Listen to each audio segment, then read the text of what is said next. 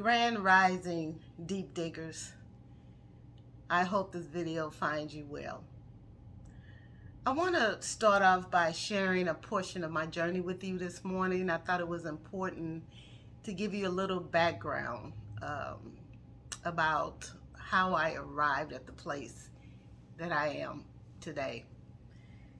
And it started in 2009 with visions and dreams, and I know these visions and dreams came from the Creator because I had never heard of these concepts. I had never heard of these characters, so to speak, and the energies and the vibrations that they represented. I had never heard any of that. And so that started in 2009. In 2012, I had a revelation about a scripture that I had read numerous times. But in 2012, this is what I saw. If you saw my video about how to translate or interpret sacred text, you might want to look at that, because this is exactly what happened as I was reading this very popular and familiar story in Genesis 37. And it was when Joseph had a dream, and he was so excited about this dream, and this dream had to be so profound that he wanted to share it with his entire family. One night, I'm starting with verse 5, Genesis 37:5. One night, Joseph had a dream, and when he told his brothers about it, they hated him more than ever. Listen to this dream, he said. We were out in the field tying up bundles of grain. Suddenly, my bundle stood up, and your bundles all gathered around and bowed low before mine. His brothers responded, so you think you would be our king, do you? Do you actually think you will reign over us? And they hated him all the more because of his dreams and the way he talked about them. Keep that in mind. They hated him all the more because of his dreams and the way he talked about his dreams. Soon Joseph had another dream, and again he told his brothers about it. Listen, I have had another dream, he said. The sun, moon, and 11 stars bowed low before me. And this time he told the dream to his father as well as to his brothers. But his father scolded him. What kind of dream is that? He asked. Will your mother and I and your brothers actually come and bow to the ground before you? But while his brothers were jealous of Joseph, his father wondered what the dreams meant. This was such a revelation for me because I'm a cosmic person. Even as a child, in my childhood, I would lay down in the middle of my backyard in the grass and look up to the heavens, and I would ask all of these questions. And my little mind was trying to understand eternity. And if someone died, they would just be gone forever and ever and ever. And I just kept saying that, trying to process what is forever, what is eternity. And so this dream that Joseph had, it resonated with me. It really did, because the first dream, it was from a physical level, where he talked about the bundles. The second dream was from the cosmic, because now it represented the sun, the moon, and the 11 stars. But this is what really jumped out at me. Out of everything that I read, it was what his father said. So you think you will be our king, do you? Do you actually think? I'm sorry. I'm reading the wrong thing. What kind of dream is that? His father said. Will your mother and I and your brothers actually come and bow to the ground before you? Now, why did he say that? Why did he say that? Because Joseph didn't say his mother and father and 11 brothers were going to bow down to him. He said the sun, the moon, and the 11 stars were going to bow down to him. But his father interpreted as he represented the sun. His mother represented the moon.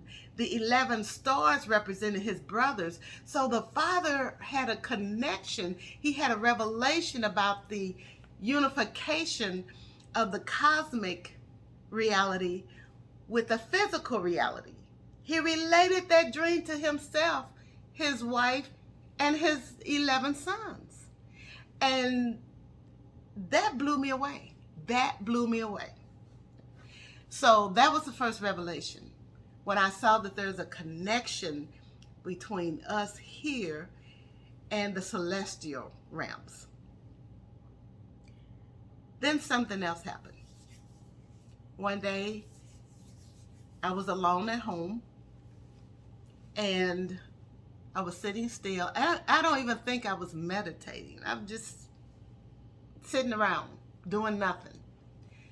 And there was this voice that said to me, "What is your name?" And I instantly said, "My name is Donna." Now, this is just a voice. It's not an audible voice, but it was a voice in my head asking me this. And when I said, "My name is Donna," the voice asked me again, "What is your name?" And I said, "My name is Donna." "What is your name?" So after the third time, I said, okay, there must be more to my name than Donna. So that's when I went and prepared myself for meditation.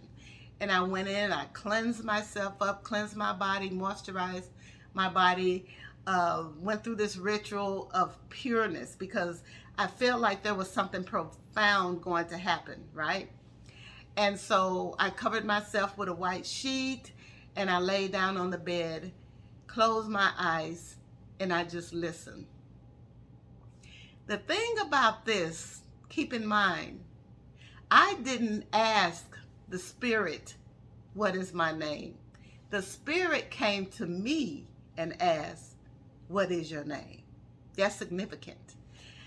And so as I lay there, just in silence, a voice came again, and it said, "Solaris, Solaris." And I'm like, where did that come from? And so I jumped up and I Googled that name, and there was only one research answer that came up, and it was a movie called Solaris. And I was reading what the movie was about, and it was a scientific fantasy movie. Years later, as I look back, I can really relate to that movie. So that was kind of significant too. But at the time, I didn't get why my name would be tied to a movie, a science fiction fantasy movie. And I just waited and waited, and nothing else came. And so I said, well, I'm getting ready to watch some TV. So I turned on the TV, and back in 2012, there was a series called Touch. And I think Kiefer Sutherland was the father, and he had an autistic son, but his autistic son had these psychic powers. And so I just turned that on, right? And so episode 1, the very first episode.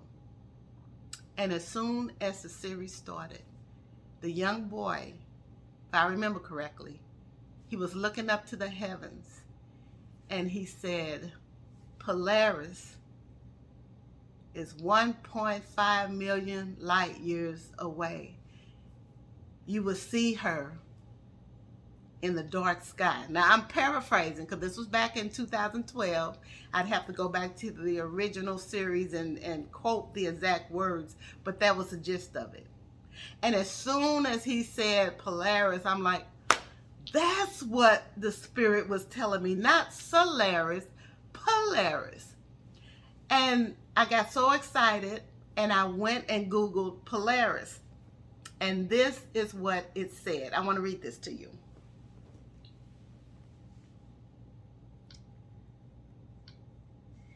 Polaris, also known as the North Star, symbolizes constancy, guidance, and unwavering hope.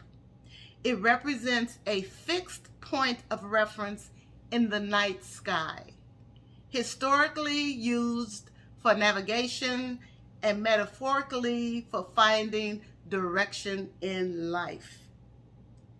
And then it breaks down the constancy. Polaris remains neatly fixed in the sky, symbolizing stability and reliability amidst change. Historically used for navigation, it represents a guiding light for travelers and seekers. Often seen as a beacon of hope, Polaris inspires individuals to stay true to their paths. I'm getting chills right now just rereading this. It serves as a metaphor for finding one's direction in life, encouraging self-discovery. Polaris is associated with higher consciousness and spiritual insight, guiding individuals toward enlightenment. That's me. That's me. And that's how I received the name. And when the name was tied to everything I was doing at that time, I was a spiritual teacher during that time. When I introduced myself to the world as a spiritual teacher, the first thing I said was, the Bible does not hold everything you need to know about your Creator. You have to open your mind. I'm going to guide you to the light of the path of enlightenment, I should say. And so that's what I've been doing since 2009. Before I even had the name, I was already walking into what Polaris symbolized. And I didn't even know until the name was directly given to me in 2012. So I just wanted to share that short part of my journey. Yes, I am Donna D in my human reality, but I'm also Polaris, the living temple, in my spiritual reality. And I want to focus more on the Polaris part of me. That is the dominant part of me, not my flesh, but my spirit. And so if this resonates with you, just subscribe and like the channel, because I have more insight about not just the Bible, but other sacred texts, and how I can assist you as one light in this world, just one, but I'm a fixed light. I have that stability. I can help you through the chaos. I can help you navigate your life when you find yourself in dark waters. And I love how they use the analogy of the Northern Star. It's a navigation system. And they say if they ever would get lost at sea, these sailors or these people that have their occupation on the seas, that if they ever got lost, all they had to do was find that Northern Star. And that was their direction point. And it's fixed. And it's always there. And it's reliable. And it's stable.